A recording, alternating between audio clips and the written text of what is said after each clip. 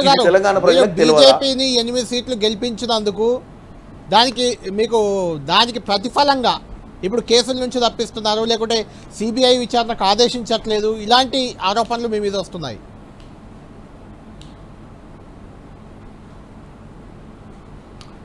కళ్యాణ్ ఇప్పుడు మా కిరణ్ కుమార్ రెడ్డి గారు చెప్తున్నారు ఏమనంటే అసలు ఈడీ సిబిఐ ఇవన్నీ ఈ సంస్థలన్నీ కూడా బీజేపీ జేబు సంస్థలు.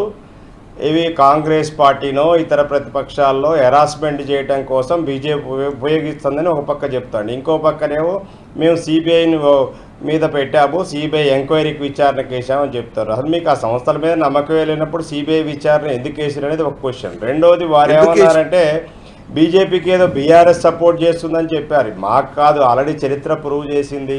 హుజూరాబాద్లో ఈటెల రాజేందర్ గారిని గెలిపించడం కోసం బల్మూరు వెంకట్ గారిని బలిపశువుని చేసింది రేవంత్ రెడ్డి గారు, కాంగ్రెస్ పార్టీ. దుబ్బాకలో రఘునందన్ రావు గారిని గెలిపించడం కోసం కాంగ్రెస్ పార్టీ విశ్వ ప్రయత్నించి సర్వశక్తులు కొట్టి రఘునందన్ రావు గారిని గెలిపించింది. ఇవన్నీ చరిత్రలో ఫ్యాక్ట్స్. ఇవన్నీ వాళ్ళు చెప్పడం కాదు కదా. ఎక్కడెక్కడ ఎవరు బీజేపీ వాళ్ళు ఏం చేస్తున్నారు, కాంగ్రెస్ బీజేపీ ఎట్లా మిలాఖత్ అయింది